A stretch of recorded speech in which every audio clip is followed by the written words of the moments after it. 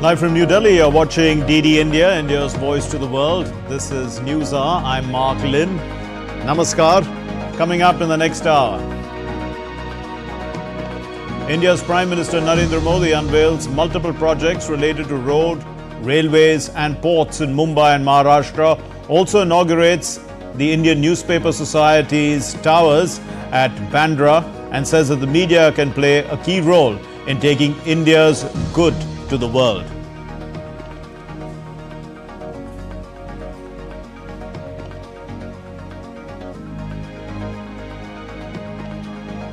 US President Joe Biden vows to stay in the presidential race. He addresses a rare rally in Detroit and lays out his plan for the first 100 days of his second term. The Czech Republic's Barbara Krejcikova has beaten Italy's Jasmine Paolini to win the Wimbledon 2024 women's singles title. And Yashasvi Jaiswal's unbeaten 93 guides India to a series-clinching 10-wicket victory over Zimbabwe at Harare. The win helps the visitors get that unassailable 3-1 lead in the 5-match series.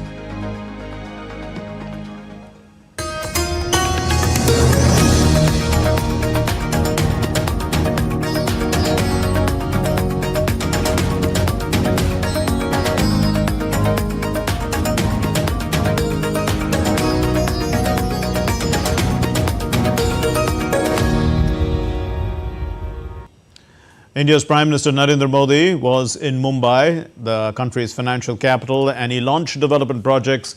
He also laid the foundation stone of other projects worth around $3.5 billion collectively in the presence of the State Chief Minister Eknath Shinde and key members of the Maharashtra government. The projects include the Thane-Borivali Twin Tunnel Project, also the Indian Newspaper Society Towers in Mumbai. Here's more. Prime Minister Narendra Modi was in Mumbai in the Indian state of Maharashtra to launch multiple projects. At Goregaon in Mumbai, Prime Minister launched Dedicated to the Nation and laid the foundation stone for multiple projects related to the roads, railways and ports sector worth more than $3.52 billion. Mumbai metro के विस्तार का काम भी तेज गति से चल रहा है। 10 वर्ष पहले मुंबई में सिर्फ 8 किलोमीटर ही मेट्रो लाइन थी। 10 साल पहले सिर्फ 8 किलोमीटर, जबकि आज ये करीब करीब 80 किलोमीटर पहुंच चुकी है। इतना ही नहीं, मुंबई में अभी लगभग 200 किलोमीटर मेट्रो नेटवर्क पर काम चल रहा है। Prime Minister laid the foundation stone for Thane-Borivali Tunnel project worth $1.98 billion.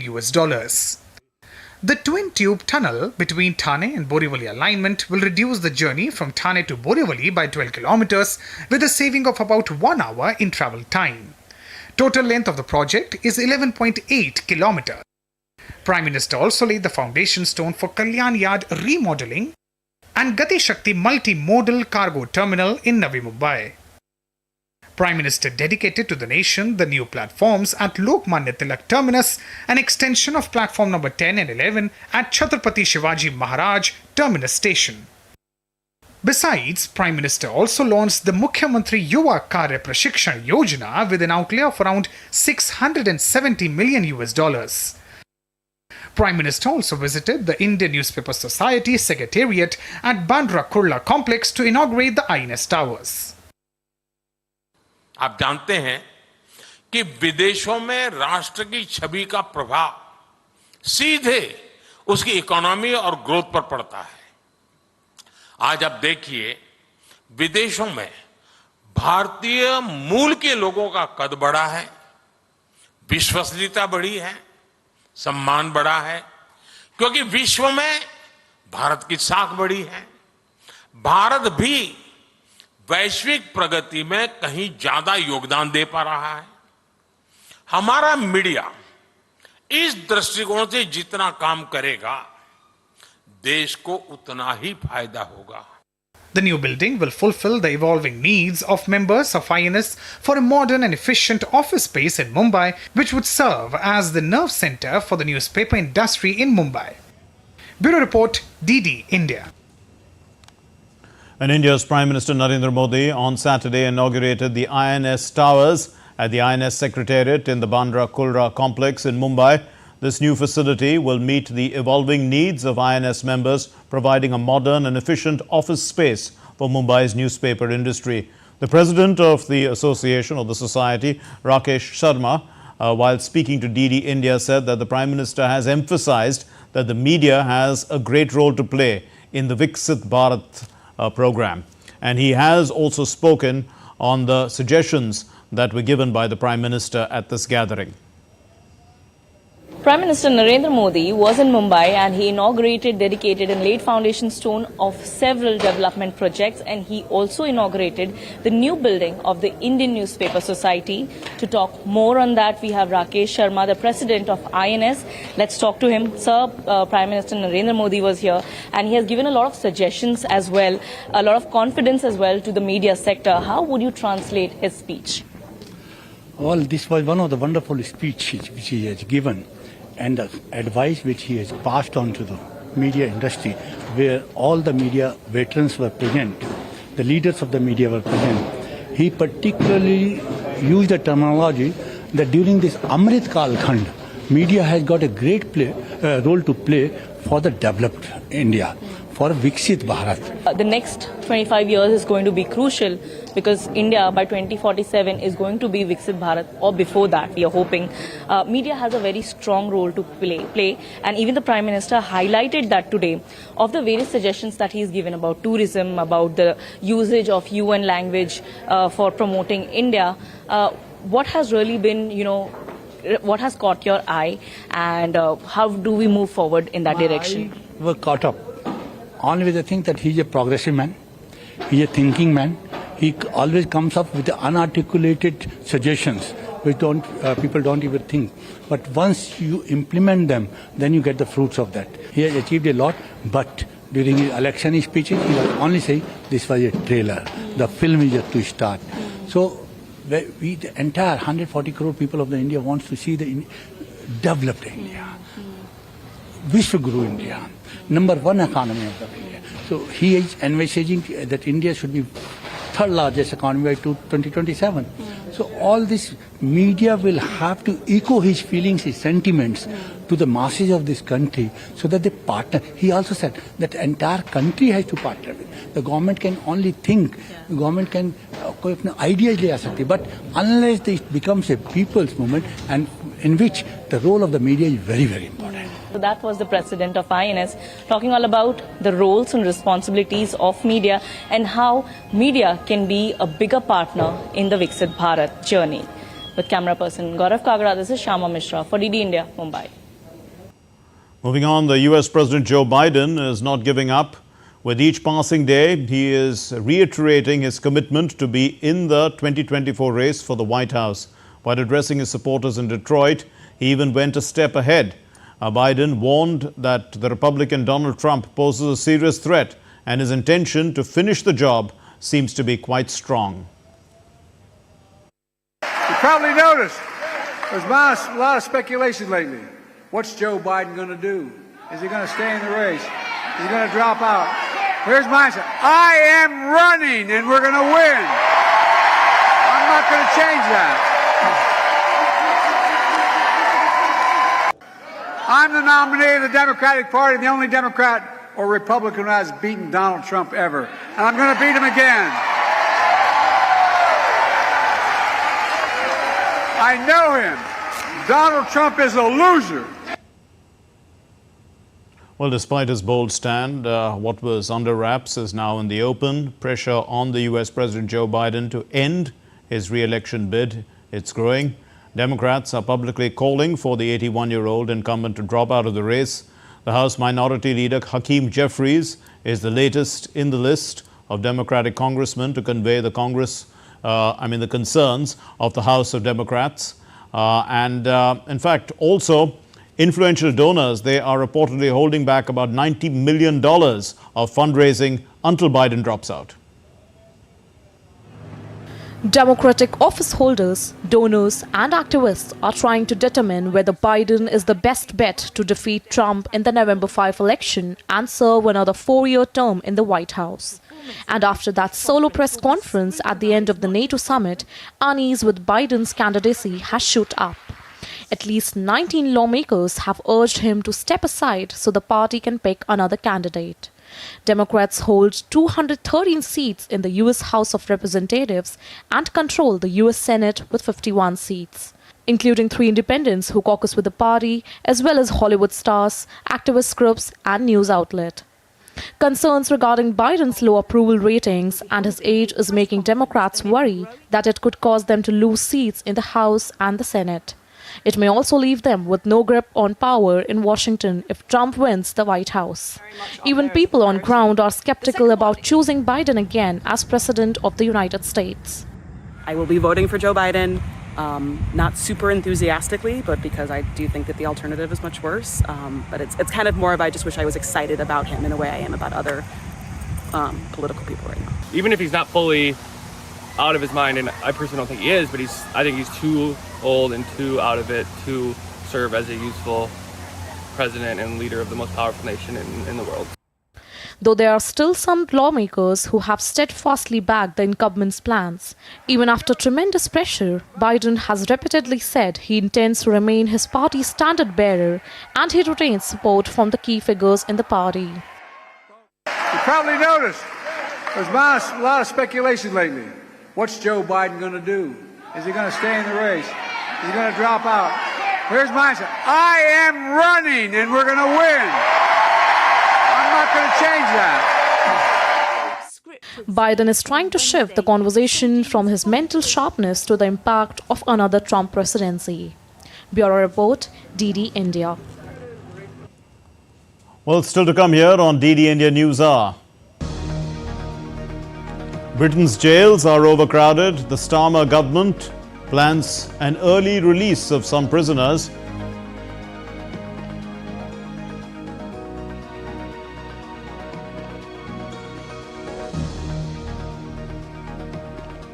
Meta lifts restrictions on the former US President Donald Trump's social media accounts.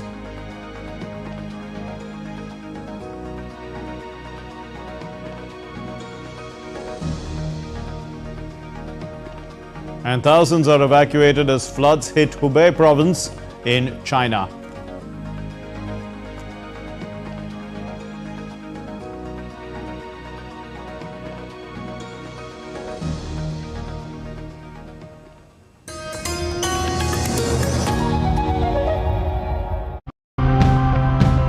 As India keeps getting hotter and hotter, people will be looking for innovations to help combat the impacts of climate change and to cut the emissions that are causing it. Zerotillage wheat, it builds soil carbon. It removes carbon dioxide from the air and builds soil carbon. It's like planting a tree underground. What's happening here is preservation through conversion and transformation.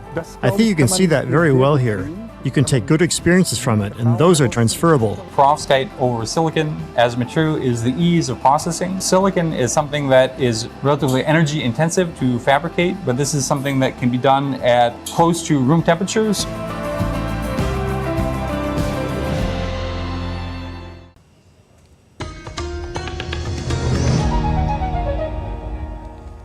You're watching DD India News Hour. I'm Mark Lynn.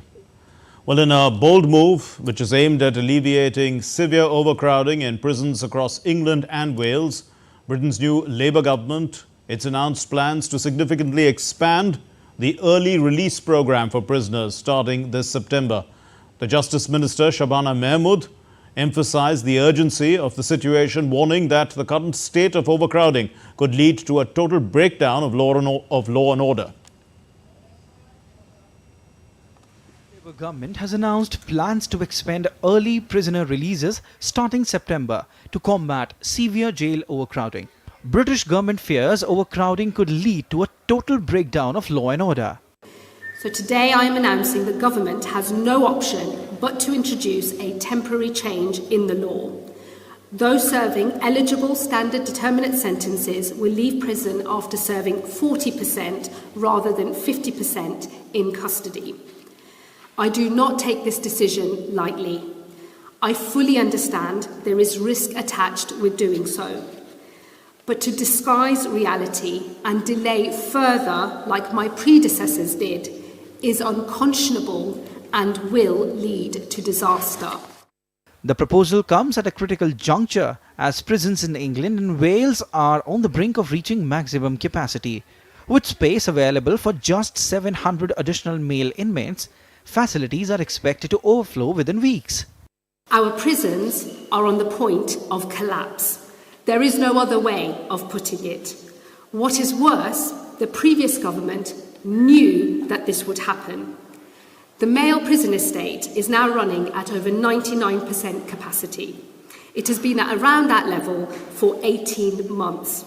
With officers unable to act, criminals could do whatever they want without consequence. We could see looters running amok, smashing in windows, robbing shops and setting neighbourhoods alight. In short, if we fail to act now, we face the collapse of the criminal justice system. The British government said it will review early release plan in 18 months. Initially, low thousands of prisoners are expected to benefit. However, the proposal is contingent upon receiving parliamentary approval, which is expected to face scrutiny and debate in the coming weeks. The Turkish President Tayyip Erdogan has said on Saturday that his country will end the claw lock cross-border operation in northern Iraq soon. The Turkish forces, they've carried out this cross-border operation against PKK militants in northern Iraq since 2019. The PKK is designated as a terrorist group by Turkey, the United States, as well as the European Union. They took up arms against the Turkish state way back in 1984, and more than 40,000 people have so far been killed in this insurgency. Erdogan said at the National Defense University's graduation ceremony, he said, and I quote him now, "We will close the lock very soon in the claw operation zone in northern Iraq," unquote. And for more on the story, we are joined by William Denso, who's joining us from Baghdad in Iraq. Will, so what is this claw lock, cross-border operation in northern Iraq all about?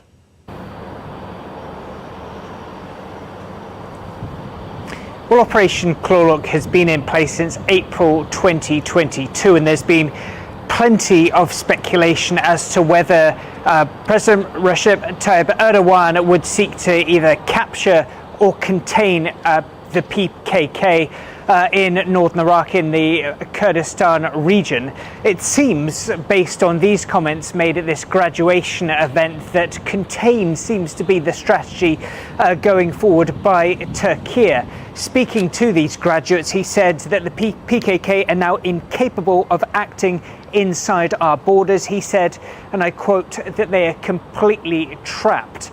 So that is certainly a significant development in what has been a rather busy time diplomatically for Baghdad, for Ankara, as well as for Damascus. There's been talk from Iraq's foreign minister that a trilateral negotiations talks could be on the way imminently to try and normalize relations, as Iraq's foreign minister put it. And there's been some progress when it comes to ties between Iraq and Turkey exclusively, with news that visa restrictions have been eased. That means easier obtaining of visas for those under the age of 15 and for those over the age of 50. So plenty of action diplomatically between these nations.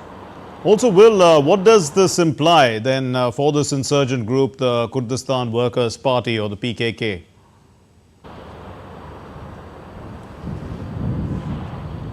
Well, it's certainly a significant development. Seemingly, these messages from Recep Tayyip Erdogan that there will be potentially a change in place, that in some ways this could be interpreted as somewhat of a mission accomplished in terms of some of its objectives. These quotes suggesting that they deem the PKK pose somewhat less of a threat than they did when Operation Clawlock was first imposed several years ago. But that certainly doesn't mean that tensions between the PKK, the Kurdish Workers' Party, and Turkey are over. And there's real concerns when it comes, as far as Turkey is concerned, when it comes to the insurgency as they see it in the Syrian region as well. That is a major issue of concern, and for Turkey they've really been fighting the PKK on two fronts, both in the Kurdish region of Iraq as well as in a part of Syria as well. Just to assess the kind of relevance of the PKK, what kind of support does Kurdish nationalism have in Iraq, or maybe even in Iran and Syria?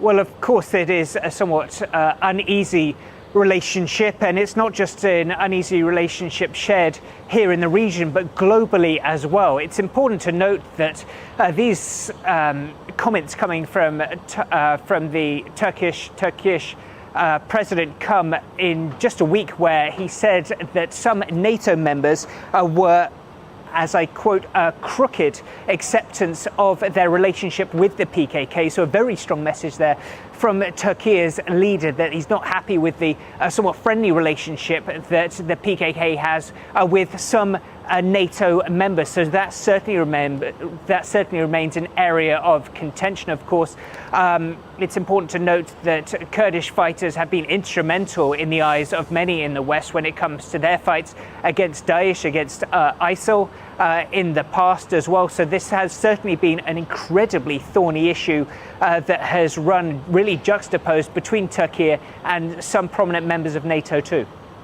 We leave there. William Denso in Iraq, in Baghdad. Thanks very much.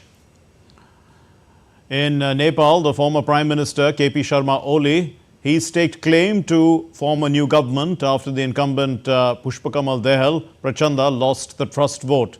Prime Minister Dahal submitted his resignation to the President Ram Chandra Paudel on Friday evening. Dahal was compelled, in fact, to either step down or to demonstrate his majority in Parliament after his biggest ally, the Liberal Communist United Marxist-Leninist Party, which is headed by Oli, had withdrawn their support. Oli, who was also the Prime Minister, he had served twice as Prime Minister before, reached an agreement with the Nepali Congress at the end of June, securing enough seats for a majority. In a significant development, the US President Joe Biden has signed a bill, and it's named Promoting a Resolution to the Tibet-China Dispute Act. It's become a law.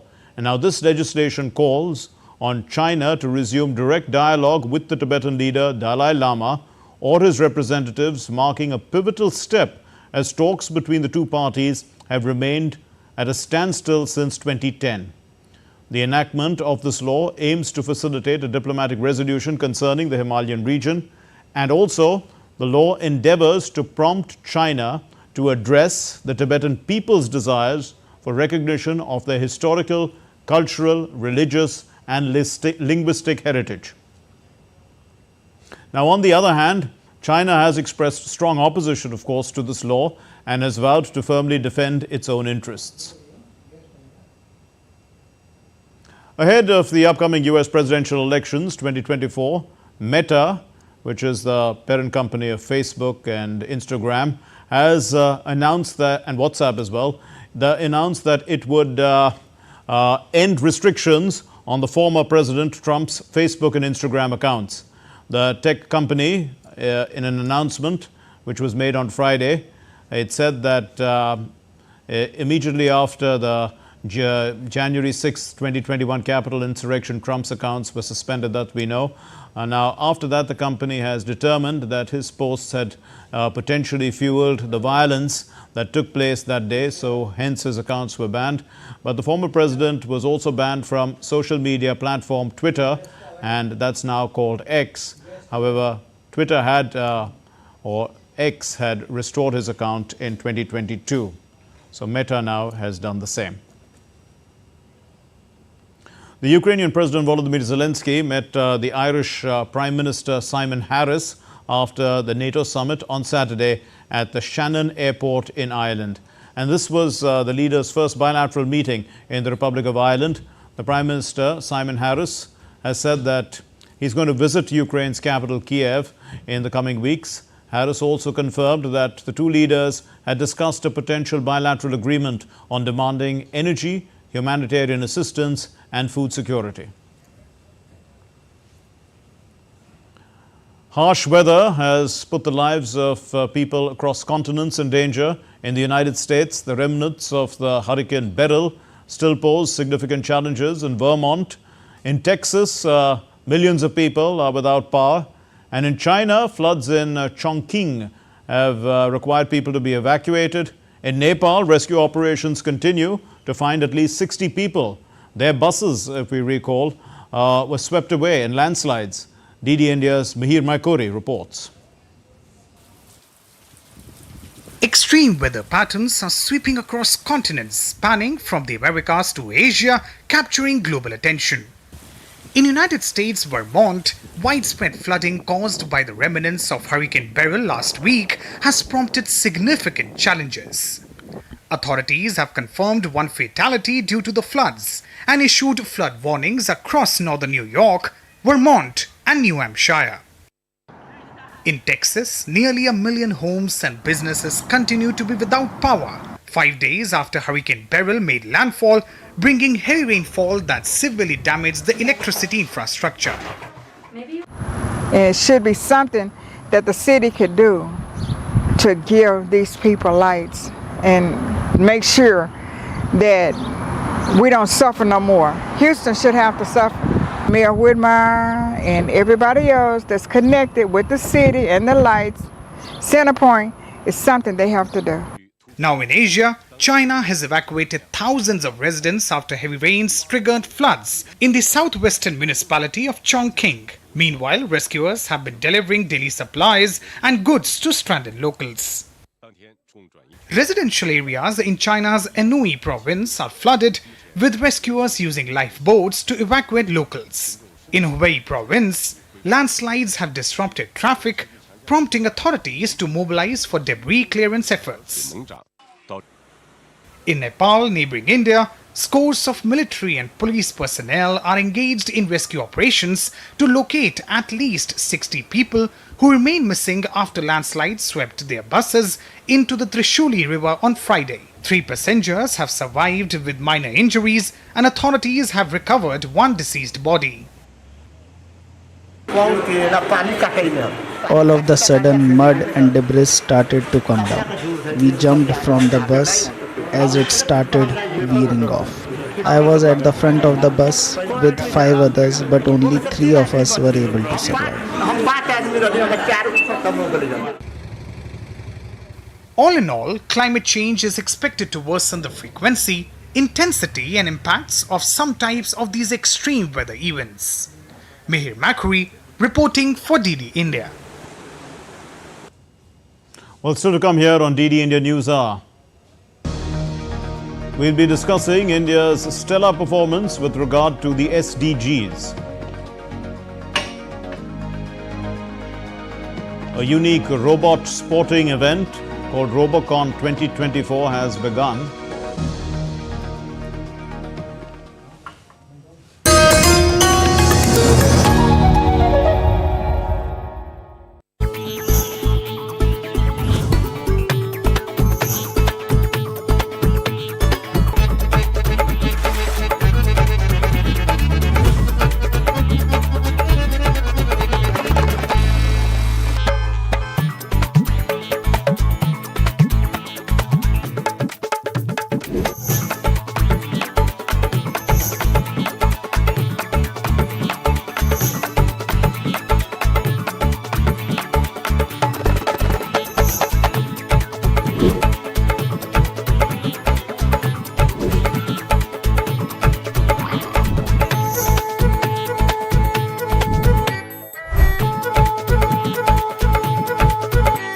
Welcome to Jaipur.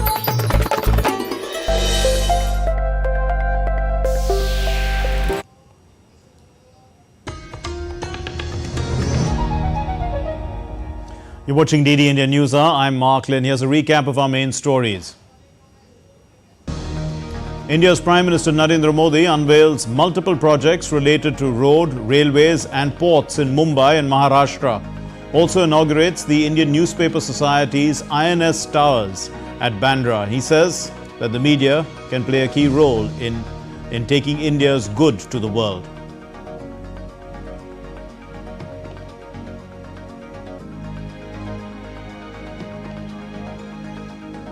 The US President Joe Biden vows to stay in the presidential race.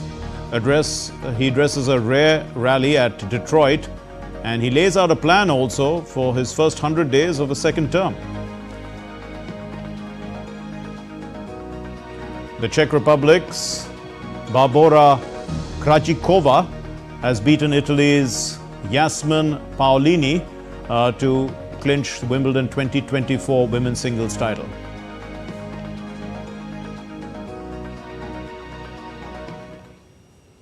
Well, India has made significant progress towards the goals on eliminating poverty, providing decent work, economic growth, climate action and life on land. A Niti Aayog report on the Sustainable Development Goals shows all states have improved in their overall score. The SDG score for India is 71 for 2023-24, a significant improvement from 66 in 2020-21 and 57 in 2018. This report tells us more. After the time frame for the Millennium Development Goals ended, the world had pledged in 2015 to achieve the Sustainable Development Goals. The SDGs lay out an ambitious and comprehensive agenda for global development by 2030. India's premier policy think tank, Niti Aayog, says India is on track to achieving these life-changing goals. 25 crore people have moved out of multidimensional poverty. 52 crore bank accounts have been opened under Jan Dhan. 4 crore people have got houses under PM Awas. Atal pension now covers 6 crore people. 80 crore Indian citizens are getting subsidized food grains. And 10 crore Anganwadi children are being fed every day. I can state without any doubt that we are not only on track to meet the SDG goals, you can quote me, India is ahead. India has accelerated progress towards the SDGs despite global headwinds with a score of 71 for 2023-24. The overall SDG score of the country in 2018 was 57. Significant progress has been made in eliminating poverty, providing decent work, economic growth and climate change.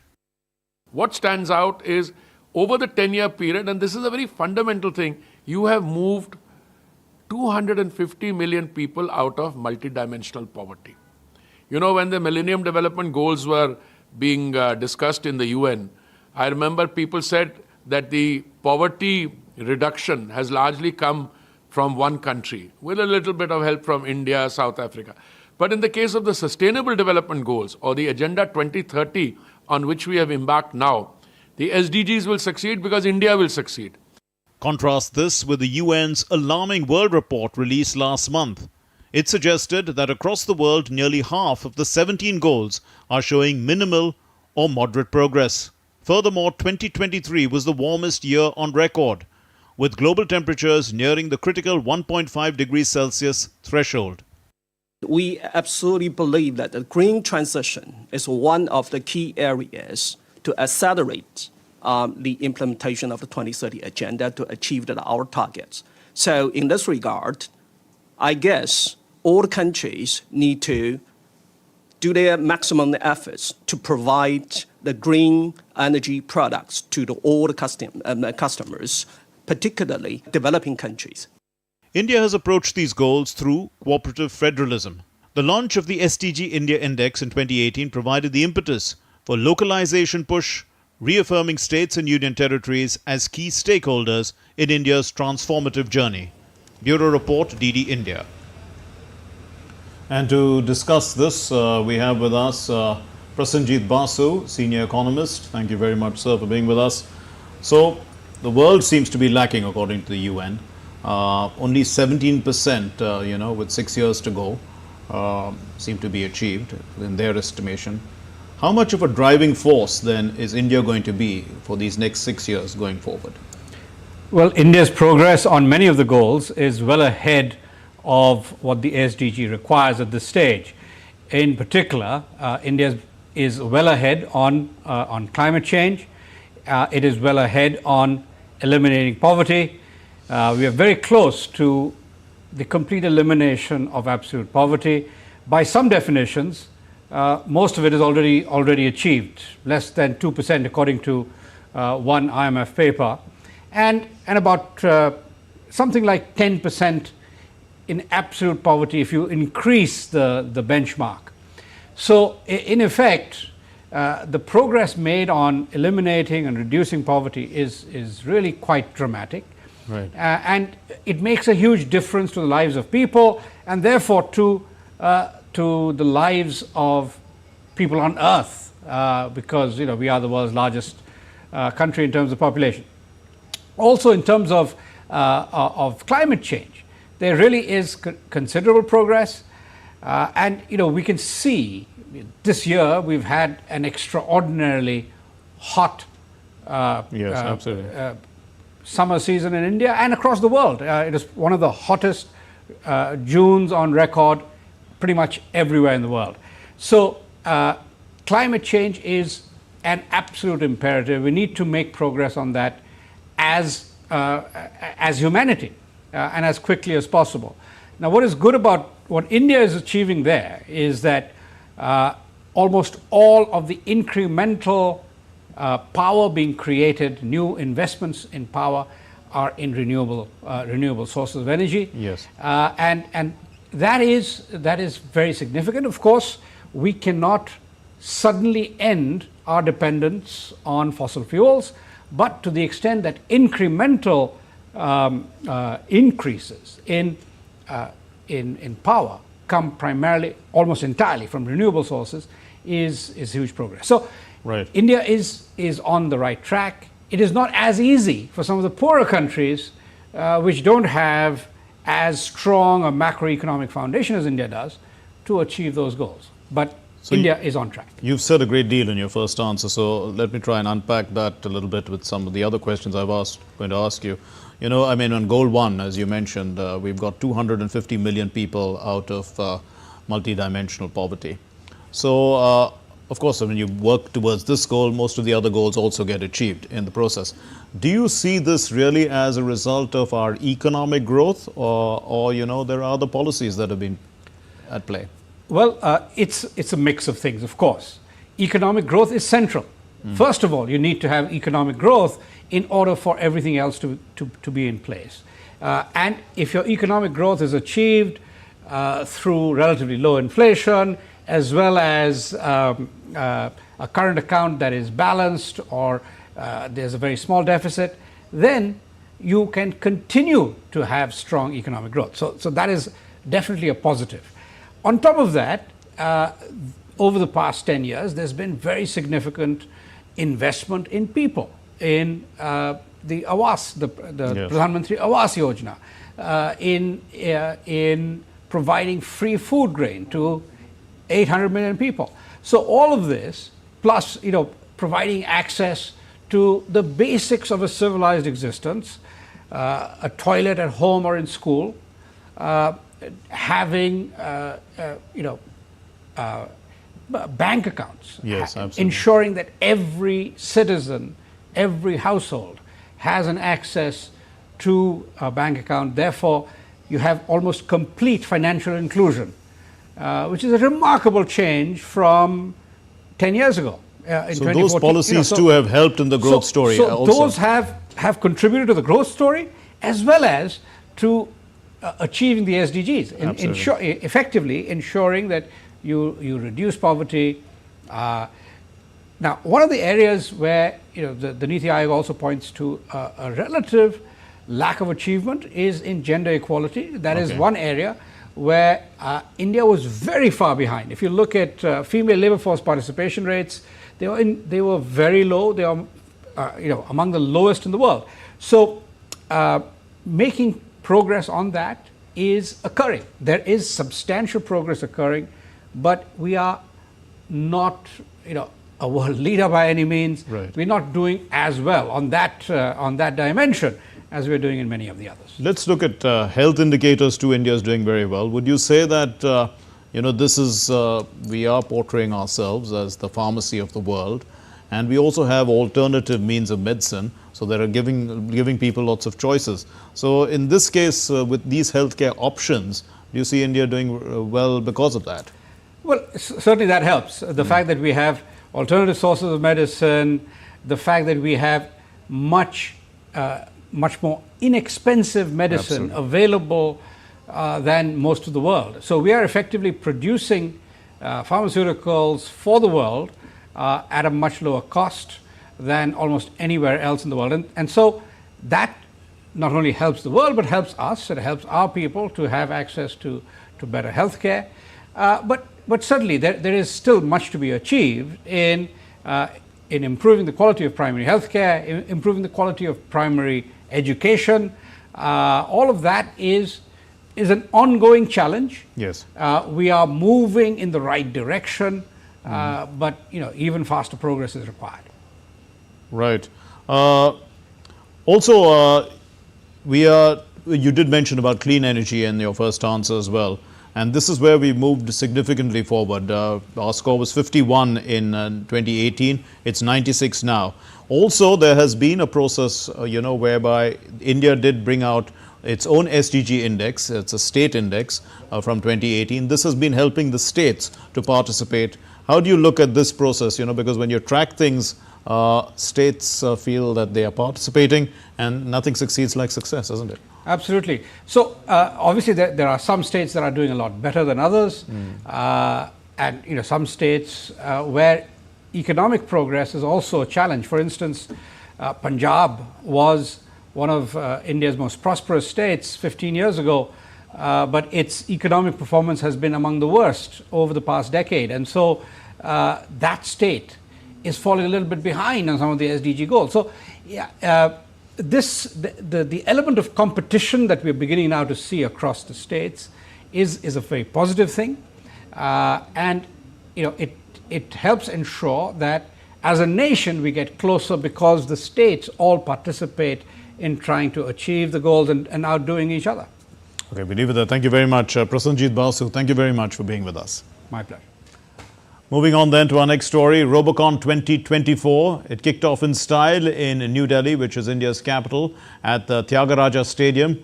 And this event is organized by IIT Delhi. It's in collaboration with Prasar Bharati. It witnesses the participation of students from across the country. This time around, there are 150 plus students taking part in this Robocon. They're all specialists in robotics. Robocon 2024 kicked off in style in New Delhi's Tyagaraja Stadium on Saturday. The event, organized by IIT Delhi in collaboration with Prasar Bharati, is witnessing the participation of 150 plus students from across the country.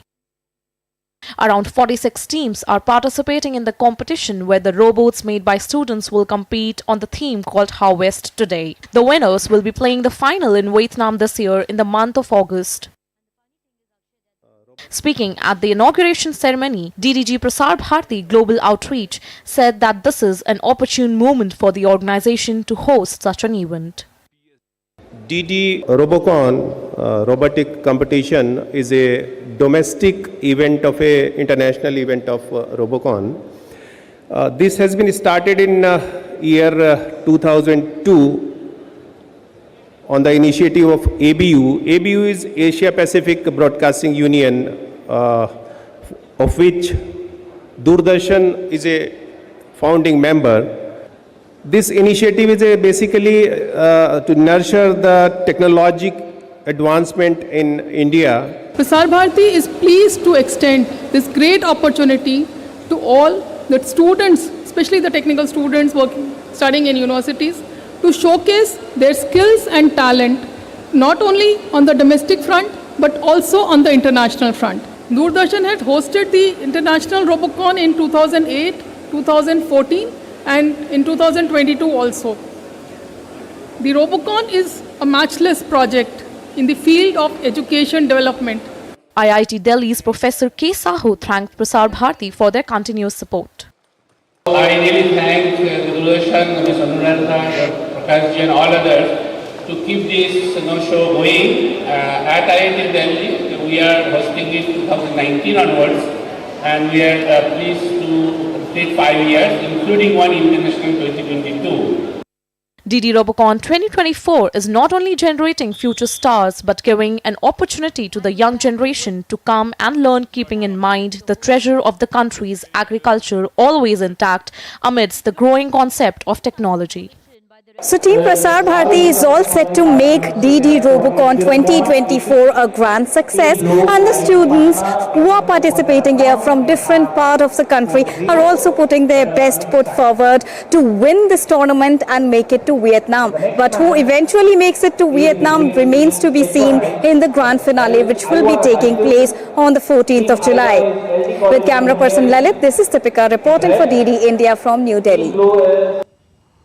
Well, India's chargé d'affaires, the Ambassador R. Ravindra, delivered India's statement at the United Nations Relief and Works Agency for Palestine refugees on Saturday. He reiterated India's stance on a two-state solution leading to the establishment of a sovereign and independent state of Palestine. India has always supported a negotiated two-state solution leading to the establishment of a sovereign, independent and viable state of Palestine, living within secure and recognized borders side by side at peace with Israel. India has taken a principled position on the ongoing Israel-Hamas conflict in Gaza and strongly condemned the death of civilians, especially women and children. The Commerce and Industry Minister of India, Piyush Goyal, will visit Reggio Calabria in Italy on the 16th and 17th of July 2024. He's going to be participating in the outreach session of the G7 Trade Ministers meeting.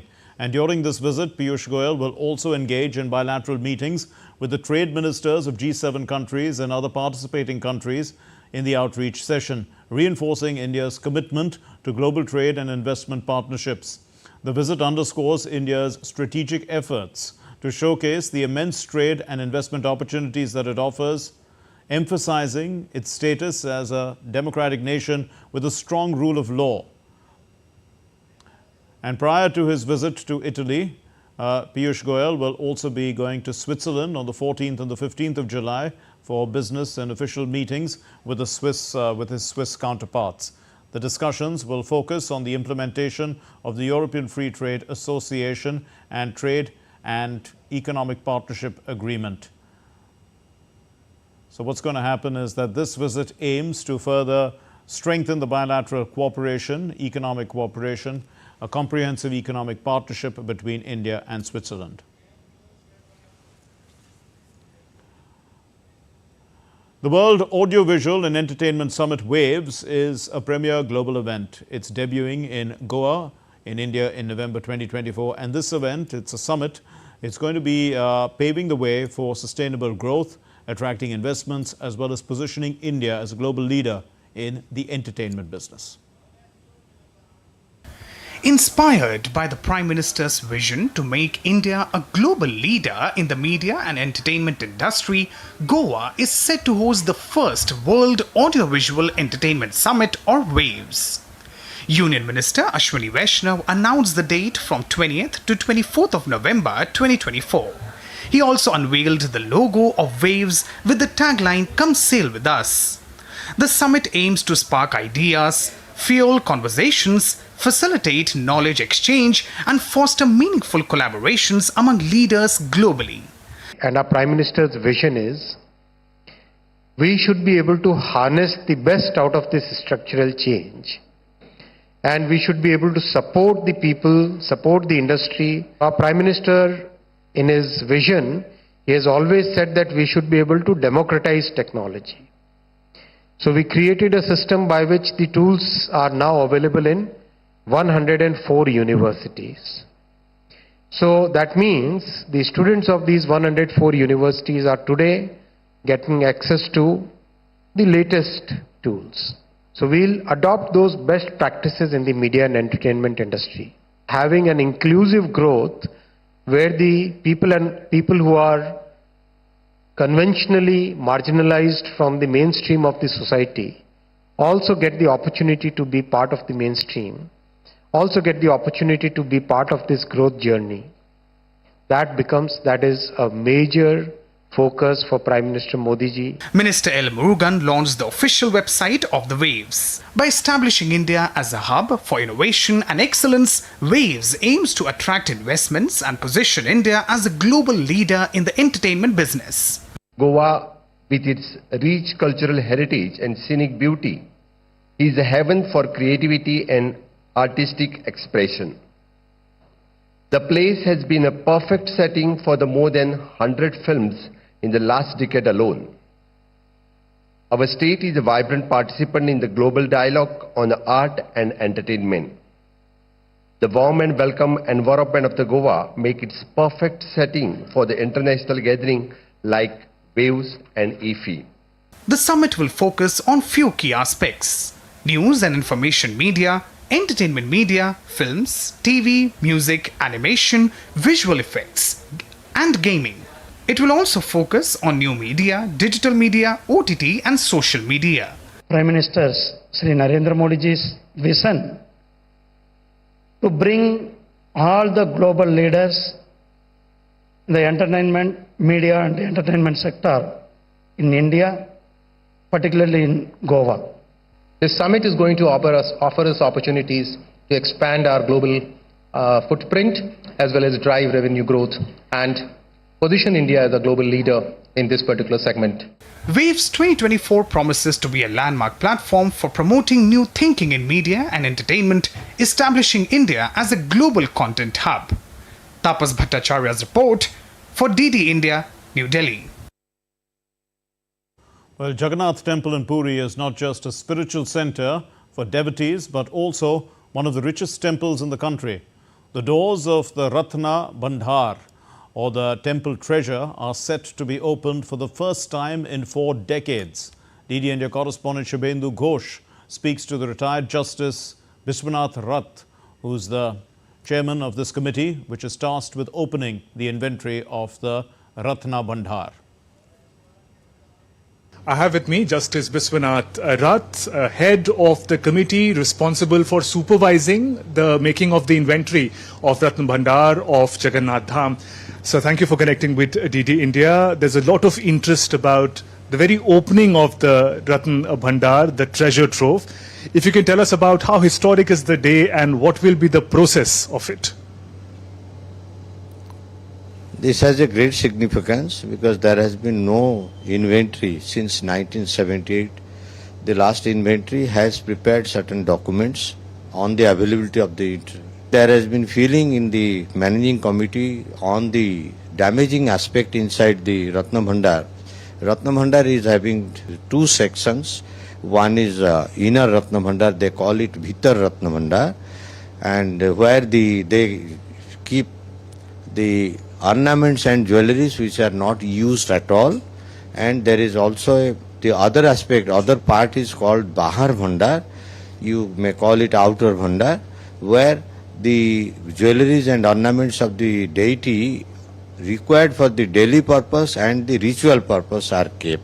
Since the Ratna Bhandar is going to be open, the government in its wisdom has a feeling, let us also move with the inventory of the properties of the Lord Jagannath. That is also an interest shown by the large section of the people of the state as well as the Hindu dharmis in the entire world. How long will the inventory of such a big treasure, Ratna Bhandar, take? Inventory falls to the 4th part of the project undertaken.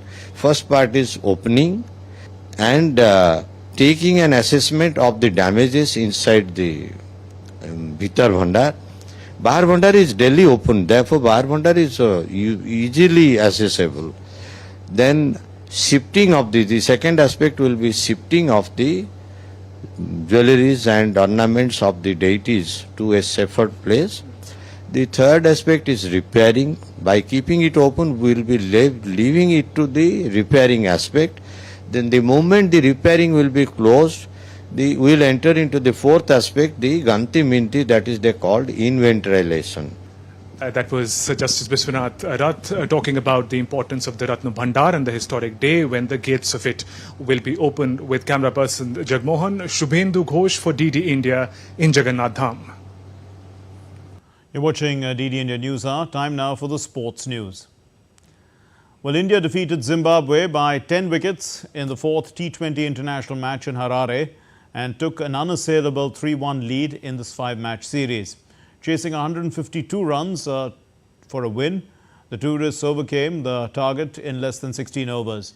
The openers, Yashasvi Jaiswal and Shubman Gill, who's the captain.